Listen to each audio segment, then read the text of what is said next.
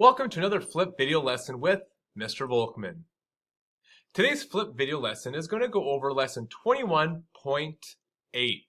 And 21.8 will be split into two videos. We have A, which is on debates, and we have B, which is on death. Let's begin, shall we? Before we get into the debate portions of this video, we need to talk about a new party that was showing up on the horizon in our country's history, and that would be the Republican Party, which exists to this day. Now, the Republican Party was committed to barring or stopping slavery from the Western territories. This party began when you had people from numerous other parties come together. We had radical anti-slavery people from the Free Soil Party. Remember, they're the ones that wanted to vote to abolish slavery in the territories. You had Democrats who were part of the Jacksonian Democrats who were against slavery, joining the Republicans. You also had anti-slavery immigrants. All of these people coming together to form the Republican Party to stop slavery. The slogan of the Republican Party was free labor, free soil, free men. We can actually start talking about the debate portion of lesson 21.8. Now, you may be wondering to yourself, Mr. Volkman, why did you start this flip video talking about a new political party? And that would be a great question to ask yourself. The reason I started talking about the Republican Party is because one of the men in the debate, Abraham Lincoln, was in fact a member of the Republican Party. So it's important to know a little bit about the background of his party, which again was to stop slavery from getting into the territories. Now, the Lincoln-Douglas debates was a series of debates in 1858.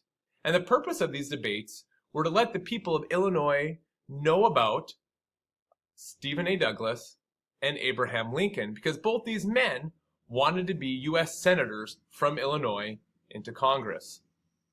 Now, at this time, Abraham Lincoln was a little-known man. Not very many people knew about him yet, whereas Stephen A. Douglas was very well known. He was actually the front-runner for the Democrat Party to become president in 1860, which was 2 years down the road from this. Stephen A. Douglas also helped with the Kansas-Nebraska Act and the idea of popular sovereignty, which was first seen in the Compromise of 1850. So everyone knew about Stephen A. Douglas. Now, Lincoln's views throughout the debate could be seen as the following. First off, he did not believe the Union would fall apart, like so many people thought. However, he did believe that eventually the Union would cease to be divided, that either it was going to be all slave or all free. There was no more mixing of the two ideas in the country. He also thought that the Kansas-Nebraska Act and the Dred Scott decision were attempts of pro-slave forces to legalize slavery all over the country. So maybe he was thinking some conspiracy was going on throughout the country to make slavery legalized. People who enter a debate have some kind of strategy to show that their argument and themselves are the superior of the two debate opponents. And they also have a strategy to show that their opponent and the opponent's argument is the inferior. Stephen Douglas had the exact same thoughts. For he wanted to picture Lincoln as a fanatic whose goal was to start a civil war within the country. He wanted to show that Lincoln was a man who wanted to emancipate or to free the slaves, which was a big no-no in the South. Because remember, the South's economy totally hinged on that free labor from the slaves. Douglas also wanted to prove that Abraham Lincoln wanted to make African Americans and whites social and political equals, which again would have scared off a lot of Southerners. Now, credit Abraham Lincoln, because he denied being a radical, and he actually said he supported the Fugitive Slave Act. And he opposed any interference with slavery in the states where it already existed. Now we can set the stage for the Lincoln-Douglas debates. It was a debate that presented total contrasting views on the problem of slavery and the issues surrounding it.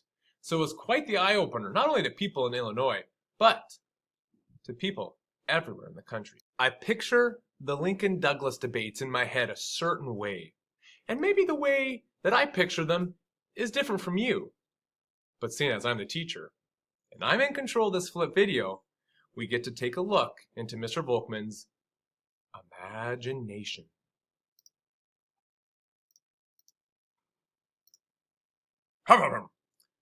African Americans are equal to every living man.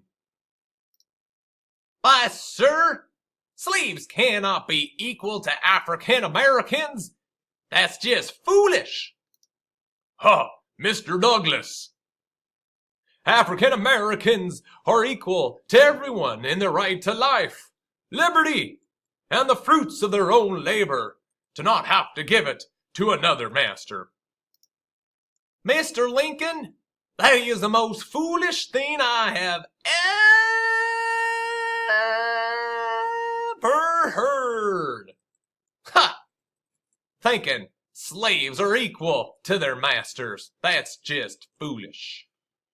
All right, ladies and gentlemen, I am the moderator for this here debate.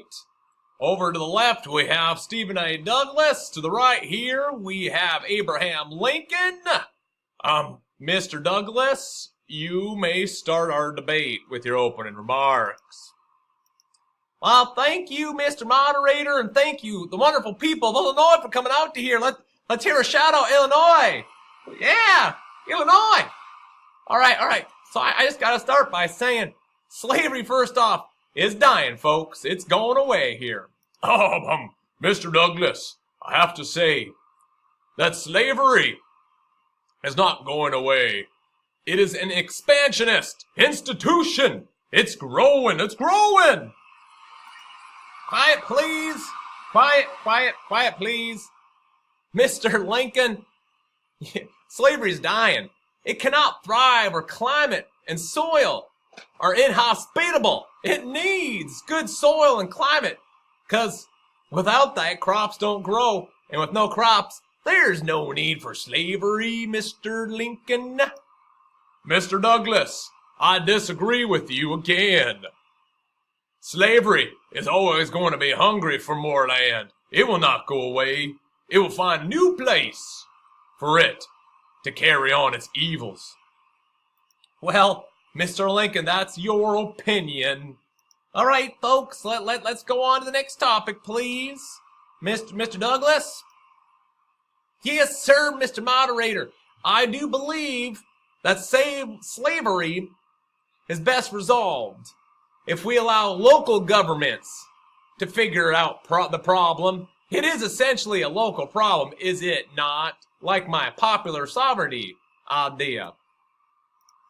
Mr. Douglas, I once again disagree with you. Thank you.